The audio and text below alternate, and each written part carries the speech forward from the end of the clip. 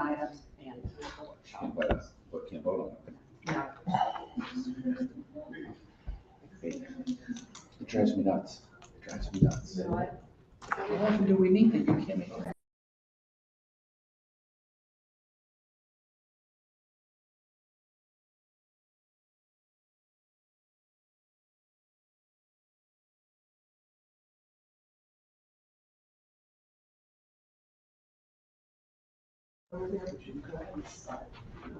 Okay, you're being recorded now.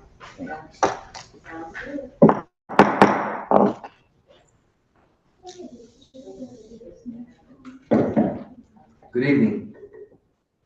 Meeting agenda, Board of Alders notices. The Education Committee of the Board of Alders will meet in person on Wednesday, August 27, 2025, at 6 p.m. in the Board of Alders Chamber, located at 165 Church Street, second floor, New Haven, Connecticut, to hear and act on the following item, LM 2025-0415, Order of the New Haven Board of Alders authorizing the Board of Education to execute a multi-year agreement with Cleaver IDM to provide the district with identity management and multi-factor authentication services from July 1, 2025 to June 30th, 2028. And hold the following workshop with the New Haven Public Schools to hear an update regarding staffing in New Haven Public Schools. Per order, Honorable Sal Punzo, Chair, attest Honorable Michael Smart, City Town Clerk. These items are on file and available in the Office of Legislative Services, City Hall, 165 Church Street, second floor, New Haven, Connecticut, 06510. For accessibility-related accommodations, please call 203-946-7651D or 203-946-8582 TDY TDD. Public comment testimony may also be submitted via email, public testimony at newhavenct.gov before 2 p.m. on the day of the meeting. This meeting may be viewed on the Board of Alders YouTube page. Okay, just a couple of reminders. When you come up, if you're going to speak, please state your name and address for the record. And if you have any, your phone or any other items, please make sure they're off. Okay, those speaking on the LM 2025-4016 Cleaver may come forward.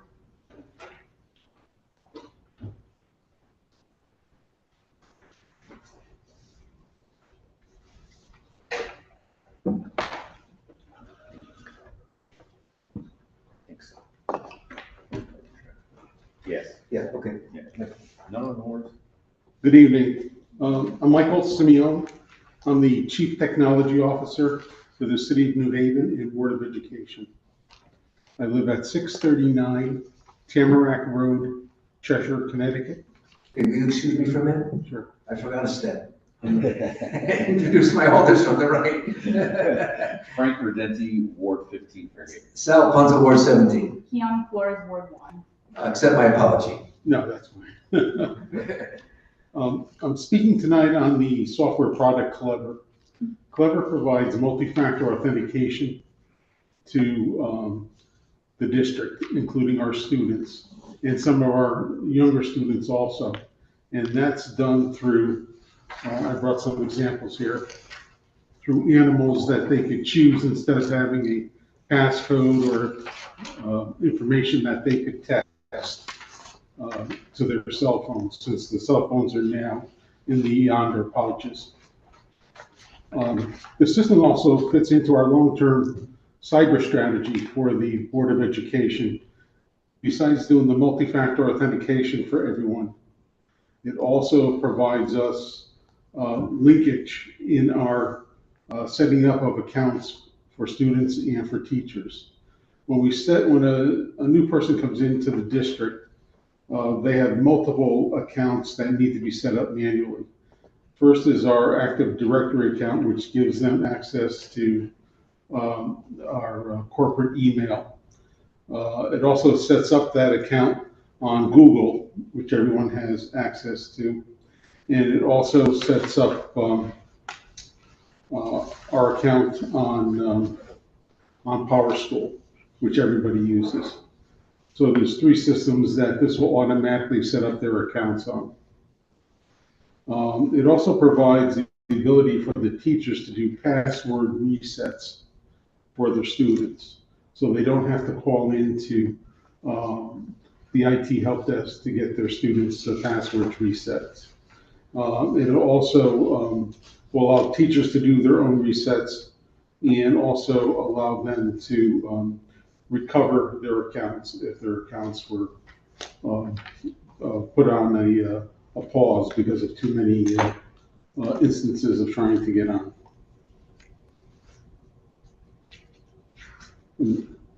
That's it? That's it. Oh, wow. Are there any questions? Oh, there was I have any. a question. Sure. Thank you, Mr. Simeon, I appreciate your presentation. So, as you may or may not know, I work as the youth coordinator at Fairhaven School. A lot of that is dealing with behavior. Since the Chromebooks and stuff have come online, a lot of what we'll get, a lot of times we'll get calls to classrooms about kids being on inappropriate websites. Mhm. Now, I remember when we first started getting online back in the day in the school system, there was a really stringent block system where kids could not get onto these websites at all. Could you tell me how we're still having those issues, how they're still able to get on those websites? Well, I don't believe that we have as large of an issue as some people may think of getting onto um, those websites. We are also coming back to the board next month with a product called Securely. Securely will allow the teachers to view what their students are doing on their Chromebooks in class. This is more geared towards when assignments come over. A lot more assignments, as you know, are going online, and a lot are forced down to the Chromebooks. So they'll be able to see if a student is struggling on a certain piece of the assignment.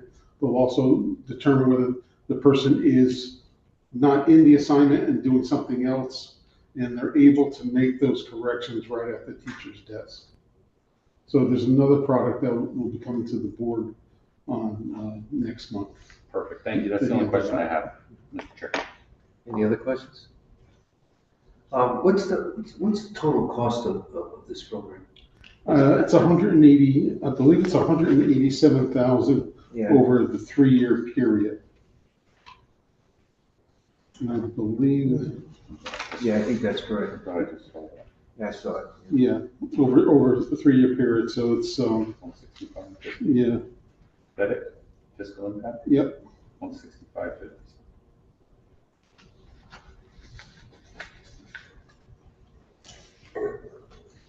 I have, any other questions from the committee? No? Thank you. Thank you.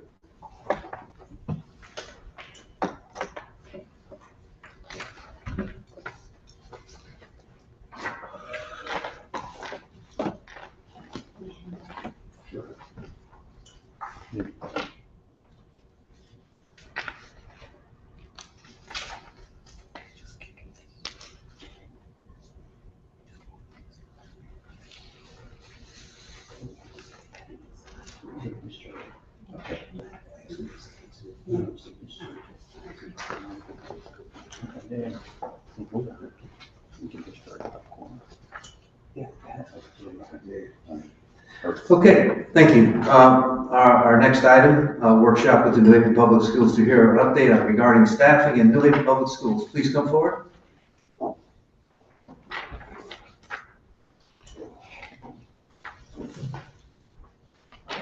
You again. Hi, how are you? I missed your comment about the chill and grill. It was wonderful. Oh, good. What you? It's really nice to see former students teaching, especially ones that were a pain in the butt in school. They understand the behavior piece. Ah, yeah.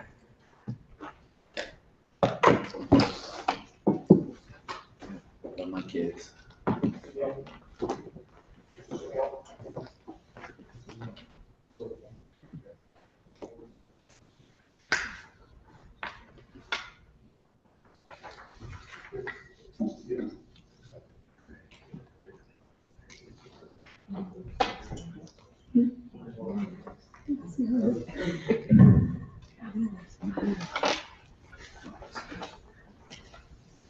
Okay, you know, sir, Yes, name and address? Dr. Madeline Negron, 70 Cabot Street, New Haven, Connecticut. Yolanda Booker, 127 Baddest Road, Hampton, Connecticut. Lisa Flegler, 920 Quinnipiac Avenue, Unit 2, New Haven, Connecticut. All yours. Okay, well, good evening, everyone. I believe you have the copies of our presentation in front of you. Just want to put it out there, I realize I forgot my reading glasses, so let's see how I do.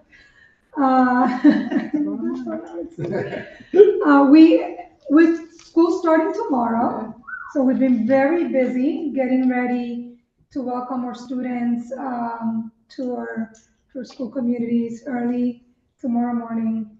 A lot of the work that has happened this summer is, getting prepared to do that. And I am here tonight with Lisa Flegler, who's our Director of Human Services and Labor Relations, and also Yolanda Booker, who is our Coordinator of Recruitment and Retention.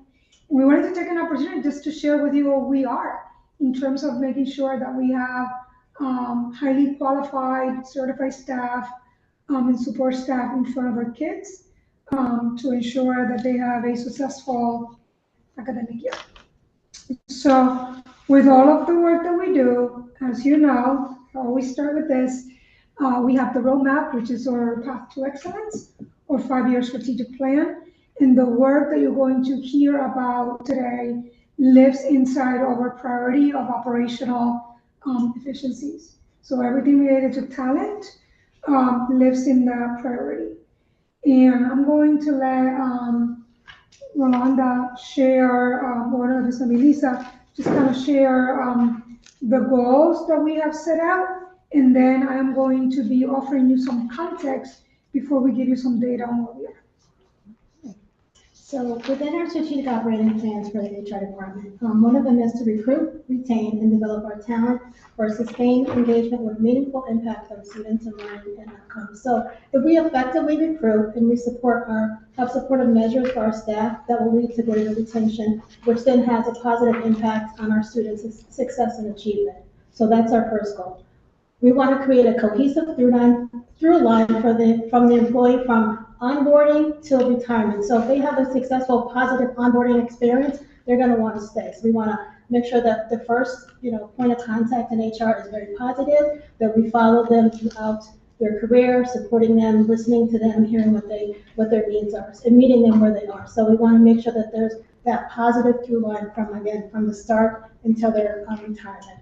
We want to continue to expand our pathways with the focus on increasing educators from a variety of different backgrounds and walks of life and with varied experiences. So we want to make sure that we are reaching out and networking to ensure that we have staff from all walks of life. This year we want to start with setting retention goals for every school. And I think this new initiative will better help schools make plans based on data trends. If there's a certain area for high schools, if they're losing, for example, a lot of science resignations or retirements, and that's something that we as a district can look at and support them as a school. Okay. And again, before they share numbers, I just wanted to set some context on where we've been. You may recall that last year, the whole year became about dealing with the fiscal challenges that we were facing. You may recall that late February, March, I started talking about the possible realities of layoffs, hoping again that the state would be able to offer additional support in the way in which they look at our ACS formula. We knew that we had to prepare because that would not necessarily be the case. And we know that we could count on some support that was going to come from the local level and the effort that our New Haven delegation was happening up at the Capitol. From there, in the spring, we began the process that is known in the field as right sizing, which basically is just a nice term to say that we want to match our staffing based on enrollment. So we went through the whole process of looking at every school, every grade, every class, in terms of contract language to see are there opportunities in which if maybe a school has three grade 4 classrooms, but maybe there are not enough kids by contract language, right? To fill 3, and we can still do it with 2. Then we were going to reduce that position, right? We were going to cut that position. So that is what right sizing means. I want to remind people that out of that process of right sizing and looking to save dollars and not only save, we pivoted for the priority to be ensuring that we would not have layoffs, that every staff person would be able to still have a job, knowing that many of them work, live here in the city. From that process, please know that we cut 77 positions. Those were 77 positions that were eliminated through that process, which means, right, that we know walking into this year that we're going to have to do more with less. We know that because of that reduction, number one, we should expect when we go into schools, probably see classes that are more maxed out than maybe in the past, where maybe we had the beauty of having maybe 10 kids in a classroom, where now we might be looking more like 25, 27. The other piece to think about in terms of impact is the fact that because we were closing positions in one place and then having to shift people to ensure everybody had a job, it also means that now, as we're opening schools, people had to get acclimated to a completely new school community. So even when we think about the way that we convened this year, we did not do the formal, speeches sitting down in a big auditorium, but it was more about let's sort of relax, let's give people the time to network, connect, particularly for those people that needed to move, to be able to ensure that they have time, right, to start building those relationships. So that comes out of the need, right, for the situation that we were in. But I wanted to frame that in terms of our context. The other piece that you're going to see in our numbers that will impact the numbers that you're going to see is the fact that we had a large number of retirements. Okay?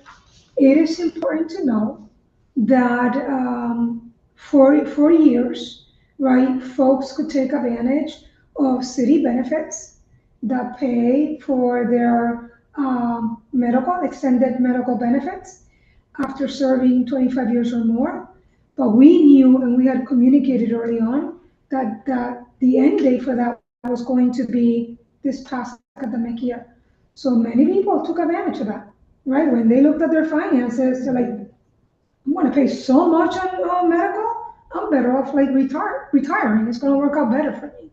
So we do know that some folks took advantage of that in terms of retirement. The other factor in our numbers is the fact that we also had a large number of resignations, which again highlights the importance of our goal that we have to work on retention. But what I do want to share is that because we have been keeping track of our numbers, we compared the number of resignations this time of year to last year this time of year. And even though the numbers are high, they're still less than they were the year before. So again, I just wanted to put those pieces into context. Dr. Rod, I have just one question. I know years ago, when you right size a building, is there a formula you use? Like, for example, okay, we have 25 certified teachers, and there's 500 students. Divide it up and say, is that the kind of formula you use? Basically? At the elementary level, like, right, we speak, because you have to consider certifications too. So at the elementary level, when we think about like K5, K6, right? We are strictly going to look by how many kids in that grade, what does the contract say that as a teacher I may have in my classroom? And we're going to go by that formula to say, okay, I need X number of kinder teachers, first grade, second, and so forth. Thank you. At the high school level, it's different, right? Because there, the formula changes. Because we have to now consider, yes, great, the graduation cohort. We have to look at state graduation requirements in terms of how many courses does a student need in humanities, how many courses does a student need in STEM. We look at all those requirements. And then we start looking to see by department, by school, how many people do I have in the department? Do they have the right certifications? Because we wanted to ensure in this process that we were still going to be able to offer rich programming that would meet graduation requirements. So all of that was done. But also being cognizant, like I told folks, that part of the things were when we looked, for example, at specials, electives, right? If there wasn't such high numbers, it meant that, hey, maybe you had that. We can no longer have that right now. That's going to have to wait because I need a position. I need that position. So that was the process that we went through to ensure, again, that we had the right certifications and that we would still be able to offer the students what they needed as part of graduation requirements by the state. Thank you. And with that, I'm going to turn it over to them so they can share the numbers. So I'll talk about current vacancies, and this is a snapshot of where we were last year and where we were last year and where we are this year. Total number of vacancies this year compared to last year. Last year, we started the school year with 198 vacancies, and this year, 156. So of course, we are happy that we have reduced in numbers. We know we still have work to do. As far as administrative staff, principals, assistant principals, curriculum administrators, we have no vacancies, so we're fully staffed in that area. Classroom teachers. Last year, the start of the school year, we had 77 classroom teacher vacancies. This year, we have 50. Again, improvement. We still have work to do, but we have improved since last year. Non-classroom teachers, that is school social workers, school psychologists, speech and language pathologists, they're still considered teachers, but they're non-classroom teachers. Last year, we had 19 vacancies. This year, we have 9. So again, we're going in the right direction, but we know that we still have work to do, and we'll talk about our initiatives later on in this presentation. Paraeducators, as you know, we just recently we received an award decision, and so we have a lower number of paraeducators too. Last year was 45. This year we have 35. Again, we have initiative around paraeducators as well that Ms. Rolanda will talk to later in this presentation, but that is an area that is a very important role as well because they support teachers and they support our students. And non-instructional, overall, other areas of the vacancies that we have. Last year, we had 54. This year's a slight increase. We have 60 because there were areas that we still need to focus on in getting filled. And that, again, is part of our non-instructional or administrative assistants, maybe a building manager, various vacancies that are non-instructional in manner that are still vacant. So we had a slight increase when it came to non-instructional. Now I want to talk about priority shortage areas. We typically call them hard to fill positions. Comparison from last year to this year. I have to say I am pleased at the the numbers that we had last year where we are this year. And I'll go down the aisle, but I really want to talk about science. But math, last year we had 10 vacancies at the start of the school year. This year we have 9.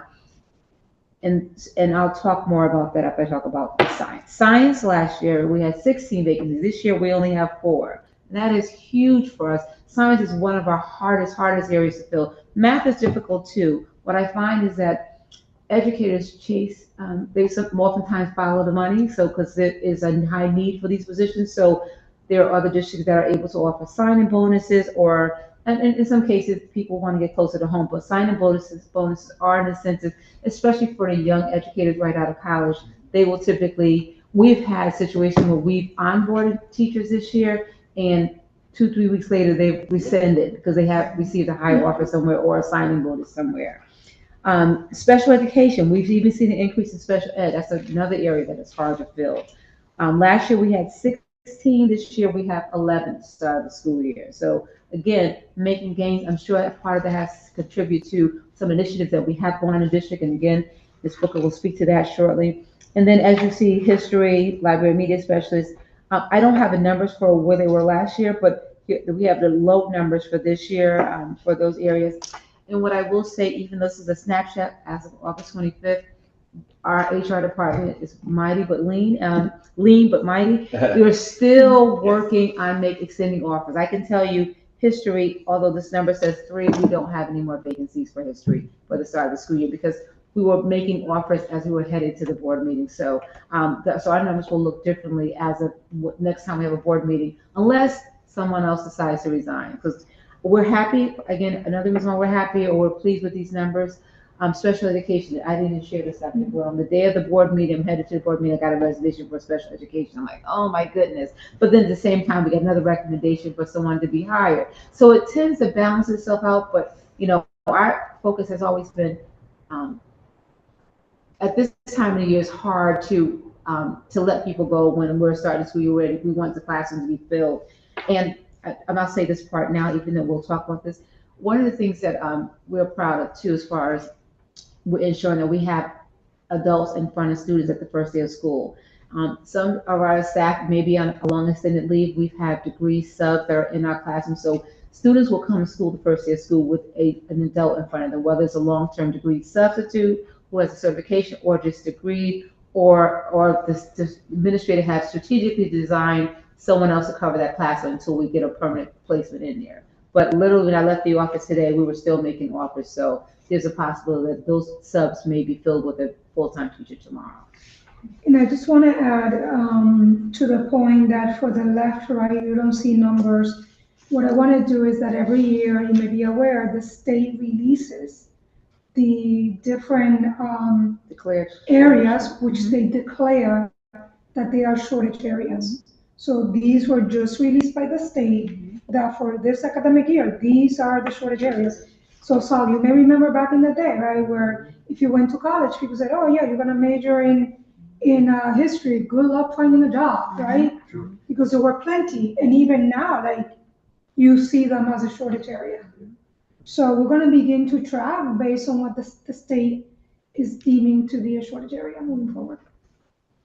Okay, Ms. Booker, you want to talk about the recruitment, retention, and strategy? So we've been working really hard at New Haven Public Schools with recruitment and retention, and I think it's important to know that even when we were going through a mitigation process, that the principals and the department heads were still reaching out to candidates, making those connections, keeping up with that networking, keeping them informed that they really want them to come on board to their school. So I think that's a testament to the commitment of the principals, really being committed to working through our budget mitigation. So for our recruitment efforts, we attend a lot of the college fairs such as UConn, CCSU, Central Connecticut State University, Southern Connecticut State University, Albertus Magnus, and Quinnipiac. So we attended those fairs the springtime.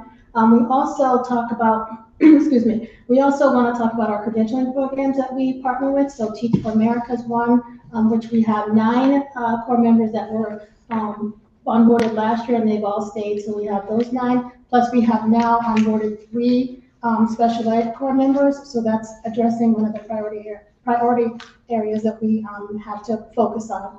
We also have the the teacher residency program, in which last year we had 2 residents who are now teachers in the New Haven Public Schools, and then we've onboarded 2 more, one of which is in the shortage area of math. So hopefully once she completes this program, she will continue becoming a certified teacher in New Haven Public Schools next year.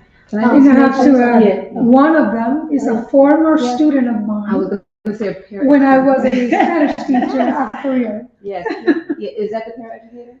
No, she was the one working at Yale and Okay, decided to become a teacher and take advantage of this program. And I also want to mention, there's one that for the teacher rep program, Connecticut Teacher Resident Program. She was a paraeducator within our district, and she really has a great story to tell. We got to highlight her one day at one of our board meetings, and she graduated from the program, worked all year as a shadow, and she graduated from the program, and now she's a full-time teacher starting implementing. So we're very pleased. We love when we grow our own within the district, and we do a lot of growing our own, providing opportunity for internal talent. So we're going to continue with that. We have the Yale Teacher Fellowship, right, that's addressing our science, math, and special ed shortages as well. But I think it's back to what Dr. Narbone and Lisa said. We have so many success stories of students that went to New Haven Public Schools that are now coming back as teachers in New Haven Public Schools.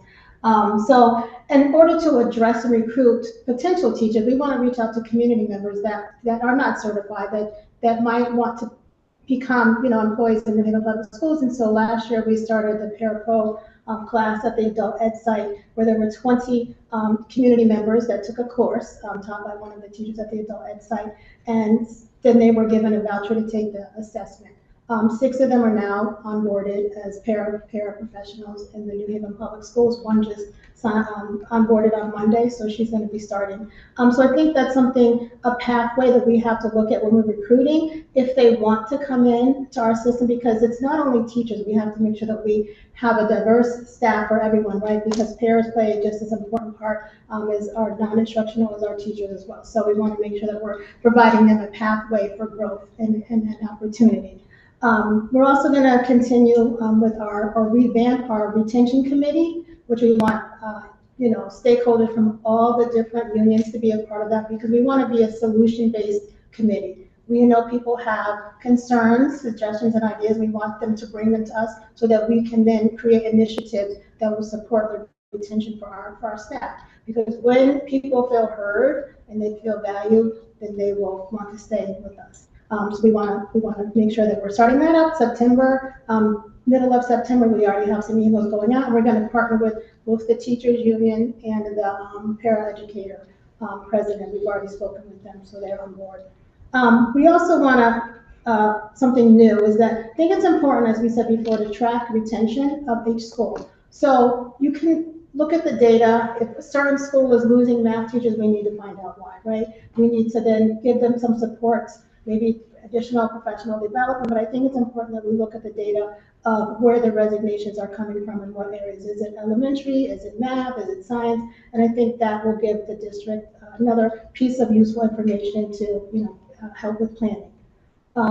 Also, we are going to launch a new mentorship program. We're going to utilize our veteran teachers and our staff to support our newer staff, right? So we show appreciation to our veteran staff, and we let them know that we value what they bring to the district, and we're going to have them support our newer teachers years 1 to 3, because who better knows what it is to be a teacher than a veteran teacher or a veteran staff member. So we want to make sure that those new teachers feel supported, get the supports they need, so that they will want to stay. And then they'll become the mentors when they become the veteran teachers.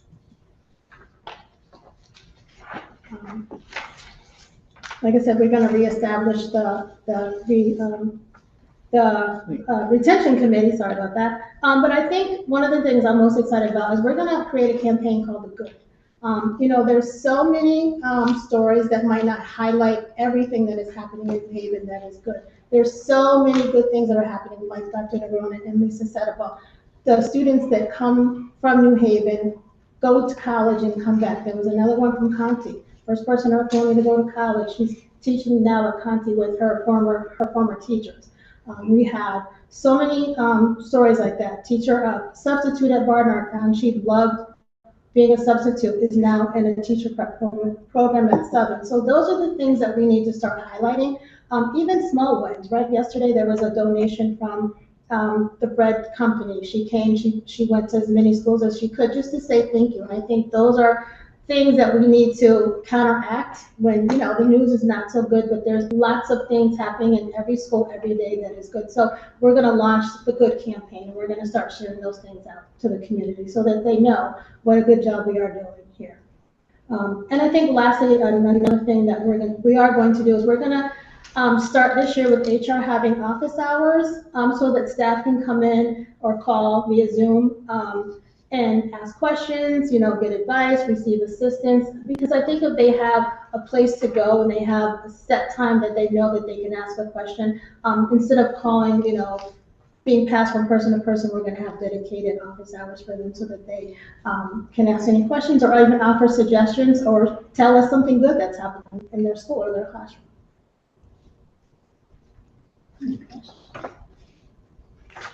Any questions?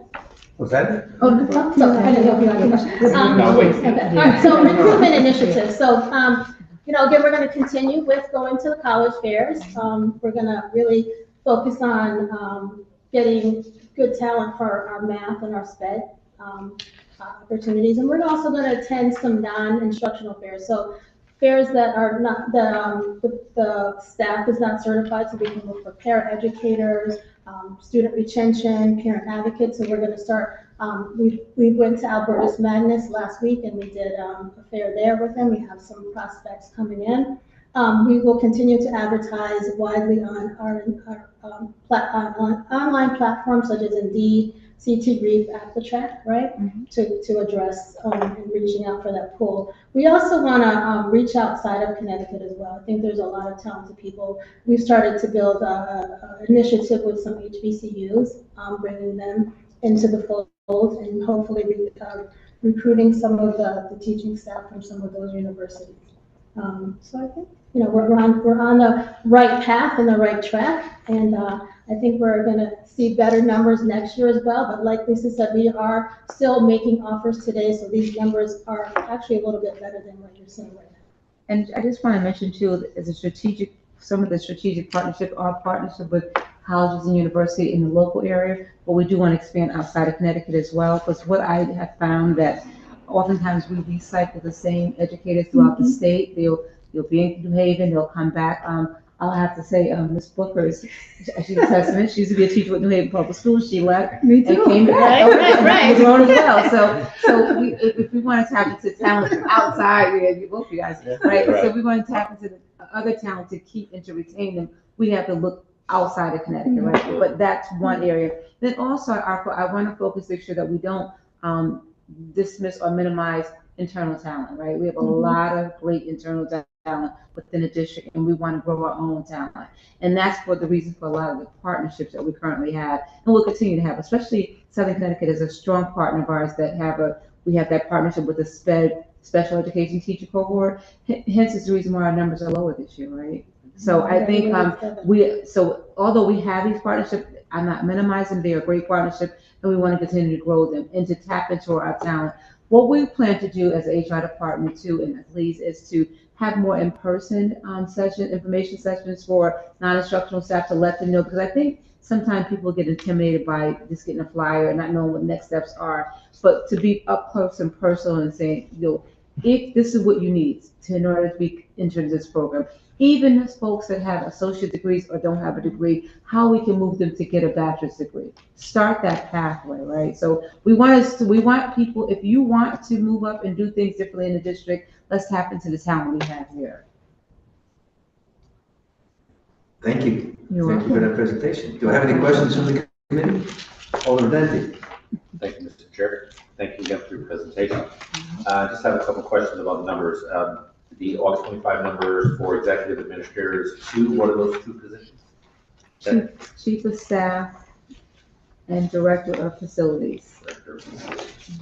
And the second question is the increase, what is driving the increase in non-instructional vacancies? So I don't have the information handy right now, but I believe because overall it could be, again, we added positions. So Director of Facilities is one of our newer positions because there was definitely a need there. So that would fall in that category as well. And then I think, again, a paraeducator is a large number of those vacancies because they're non-instructional as well. But I can get you that information. I don't have the specific detail I want to speak, but a lot of to do with just like, and even administrative assistant, while we filled a lot of those positions, because they're civil service tested positions, it may take longer than we normally, rather than posting on our typical platform, AppleTrack. There's a whole process for a civil service test position, and that may have a good number of those as well, because it's long and it's a process. It's not as simple as we post, we interview, we hire. They have to take a test, they have to be ranked, they have to be notifications have to go out. It's typically could be a 4 to 6 week period turnaround for civil service tested position, and hence is the reason it took us some time for the director of facilities. We had to create the position, we had to get civil service board approval, labor approval, and then they had to start the application process, posting, testing, send letters to those who didn't qualify. those had gave time window for those who felt they did qualify and didn't get the ranking they thought they had. So that all that takes time, and hence here we are. We have interviewed candidates for the director of facilities, but we haven't landed on the right candidate just yet. We had someone, they rescinded actually, but now we're still interviewing in hopes to fill in that position sooner than later. And just one comment, if I may. Absolutely. I just like the idea of the certifications for non-degree. You know, as we know, we have a Mm-hmm. lot of very talented non-degree folks in our school system who Yes. have 20 or more years. Yeah. That would be great, and a very good way to start filling those numbers. Yeah. Absolutely. Yeah. Thank you, Mr. Chair. Thank you. You're very welcome. Thank you. Any other questions on the floor? Yeah, I was just interested in this sort of formula specifically because I went to co-op, so I'm always thinking, I guess, from that perspective about the specialized schools. So when you talk about the formula for right sizing, did that take into consideration, for example, like if there were vacancies in the arts for co-op or in career like medical services or MBA like business? I know it's really important to get the basics like math, science, English, but I was also just wondering about these sort of specialized areas in special schools. And I think co-op is the perfect example because at co-op, when we did look at the master schedule, we know that so much of the programming are those artists, right, that come in. And even though that may not be ELA, math, or science, that is the core programming for students at co-op based on the theme. So we also look through that lens. Okay. Yeah, we definitely looked at the pathway of the magnets to ensure that they could still continue with that programming. Gotcha. Okay, that was helpful. We took care of co-op. Yeah, take care.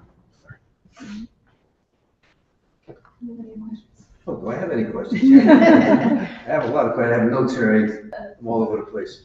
But one thing on the recruitment and retention strategies, I like the idea of number 8. Sometimes teachers, they may be unhappy. They may be struggling. They may not feel comfortable with their administrator, which is very possible. And that's one of the one thing I never thought of, but I think it's a great idea. And because that's sometimes a big reason why people leave. So that's a good one. I also do want to share that one of the things that we are putting more emphasis on is on the exit interviews, right? Because we can't fix what we don't know, Exactly. and we just can't rely on assumptions. So there is a process, right, that every time a resignation comes in, immediately, right, there's that request for that invitation to do an exit interview. So we have begun, I've asked them to begin to track the data and to put it in perspective, right, out of the many people who left last year, only 20% actually opted to do our survey, right? But what's interesting is that even with the 20%, it provided a lot of information. So a lot of it was basically like, hey, better opportunity closer to home, right? Hours work better for me. Some was like better contract, money.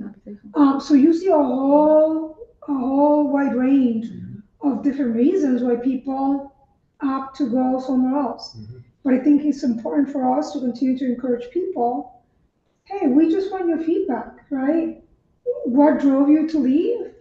Because we could use that to learn from that, because again, we're trying to do our best on how do we retain.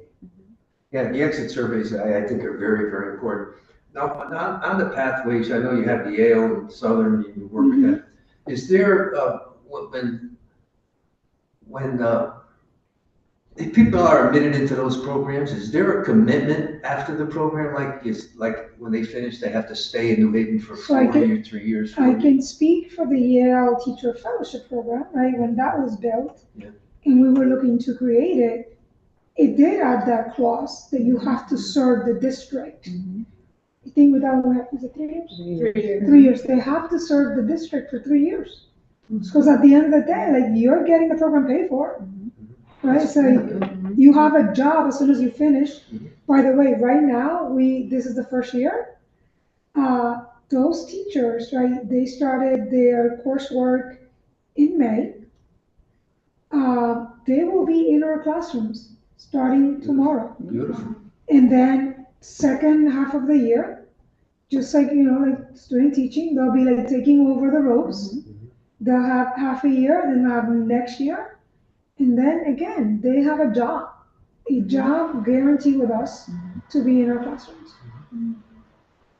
And so I'll say for the teacher residency program, there's not a contract, but what we do say is that we are committed to hiring them, right? And my experience with that program is that the teachers that are residents stay in those districts, that they did their internships with. Yeah, that's really good. I think it goes back to making the investment beforehand and Yeah. it pays on the back end, right? Has there been any changes in the speeding up of teacher certification with the state? I can't remember exactly what the terms are. I mean, so people can, I remember when I went for my master's 6 years, it took me a while, but. I can say, having lived through those struggles many years, that I have to give them credit, right? I think that particularly right when the pandemic happened, even before the pandemic, they were still, looking, how do we create more flexibilities in terms of how people can go about getting, like a cross endorsement, so that they would expedite process to be able to be certified. Lisa, I mean, Yeah. more, 'cause you speak directly with them. Yes, I will say that, so in addition to what Dr. Rome just shared, they have, I'm not gonna say speed, but they have provided more opportunities, right? So we talk about flexibility. During the pandemic, we had a high shortage, we were back in person of teaching staff, period. And so they offer an opportunity for non-degree individuals who have experience working with teachers, experience working with students to be substitute teachers, right? And so we have still tapped into that. So we hire temporary subs up to 40 days. And again, with the opportunity to move them into either a paraeducator position. And then also there's opportunities for certified current staff to get cross-endorsed, right? It's because there's still there's still a shortage area of middle school teachers, right? And not everyone wants to be a middle school teacher because that is a trying time for students. And so, Say it again, say it again. Right. I had teenagers, they're grown now, but so they were offering an opportunity to emergency certification for if you held a current certification, right? It had criteria around it. You take a test, be cross-endorsed, and teach middle school grades. And we were trying to we were looking at our staff to see if anyone's interested in doing that. Not many took the bait, but we did get a couple. And then in addition, this is the most flexible I've ever seen it. The state is offering durational shortage area permits, which are commonly known as DSAP certification, where we're now even DSAPing elementary education teachers, right? Luckily, we don't have any needs for a classroom for elementary, but so we do hire pending teachers that are pending cert. They're in programs, they're enrolled in programs, and so they can teach while they're going through their program, their certification prep program. And that has been the most flexible because in the past, even in a role where partly what Rolanda's doing now, I often had to just say you had to be a long-term sub before you could become certified, until you become certified. Now you could be hired pending enrolled in a program and still teach because you're enrolled in a program, you're getting those strategies and you're partnering with a veteran teacher. So that is a lot more flexible, which makes it helpful for our district to thrive and have talent in front of our students. And also the state did expand the list of states that are part of the reciprocity. Yes. Right. And I know that's how Puerto Rico finally got into the list. So again, it just allows you to be able to bring people, right, that are certified in other states. Certified in places like Puerto Rico to come in and still be able to teach under that certification. It made the process a lot less lengthy and red tapish because it was always a lot. It's a lot more seamless. And then in our office, we have a dedicated person doing certification, and she's excellent. And so it makes it easier when we're onboarding, we're mixing it up, and we can actually onboard sooner than later. I have one question from a committee member that couldn't make it. How many coaching positions do we have, and could they be transferred to classrooms to eliminate vacancies? I think that question always comes up. We have what we call instructional coaches, who support literacy. They support math. And I will say that it's twofold, right? Because yes, you're in need of a certified teacher, but you also have a large number of teachers that are in need of the help to ensure that when they're in front of children, they're having the impact that we want them to have instead of outcomes, especially when it comes to new teachers, right? They have to learn curriculum. So if we pull that, then it's like I feel like we lose out everywhere. But it is a conversation that we always have to think about. Like, where do we go? Because at the end of the day, we want certified teachers in front of our students. But it is a good question Yeah, because it comes up all the time. Yep. There were two other questions, but they weren't germane to the subject. Great questions, but for a discussion of another time. I just have a, does anyone else have any questions? No? I just have a comment. There was an article in the Independent about, teacher retention, reasons for teacher leaving and stuff like that. And the reasons were educational salaries, which is possible. They're better than the gap is not as much, from system to system. There is a gap, and I think the signing bonuses are a big thing for people. Decaying schools, could be an issue. Teachers are tired of going to schools that have leaky roofs and stuff like that. And lack of transparency. I assume they were referring to the Board of Ed and whatever.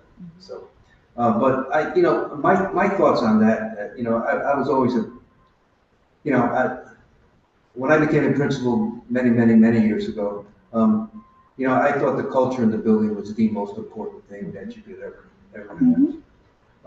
And my first day as a principal, I said, what I could do a lot of things, but what are two things I could do to maybe make a difference? Number one was make school safe for teachers and kids, number one. Number two, I have to build a culture where teachers are happy coming to work. If I can accomplish those two things in the first year, I've accomplished a lot. Because that just permeates through the building. And I think that's so important.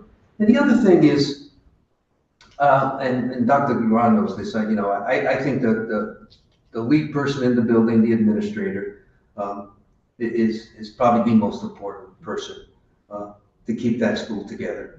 That person is the leader, builds the culture, builds the trust, and a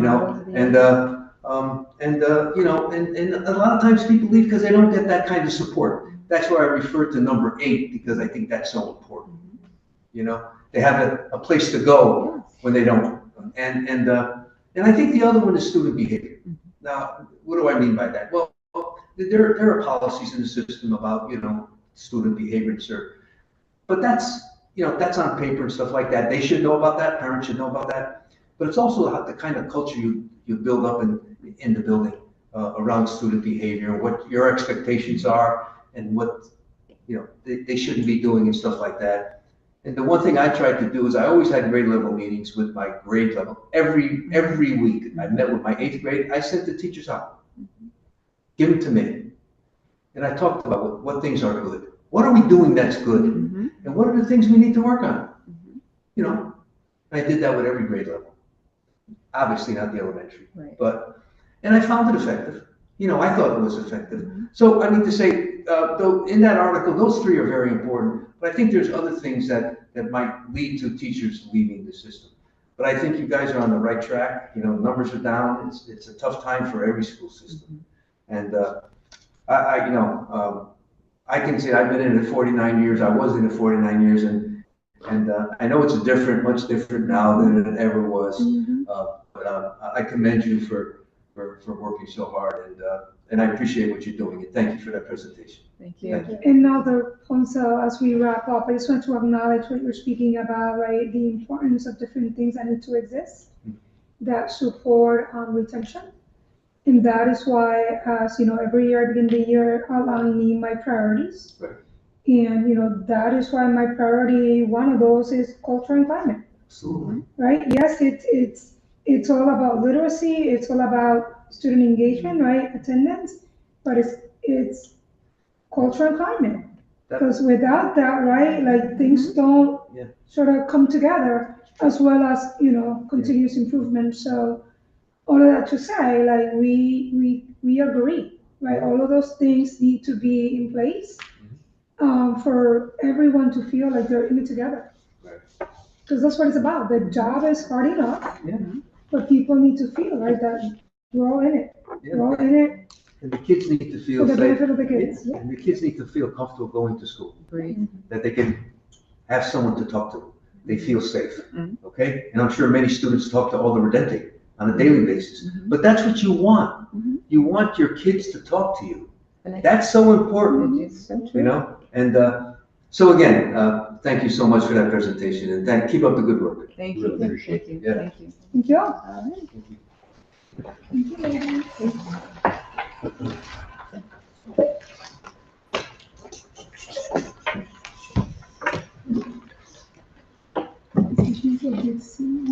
Okay, is there anyone from the public that would like to testify?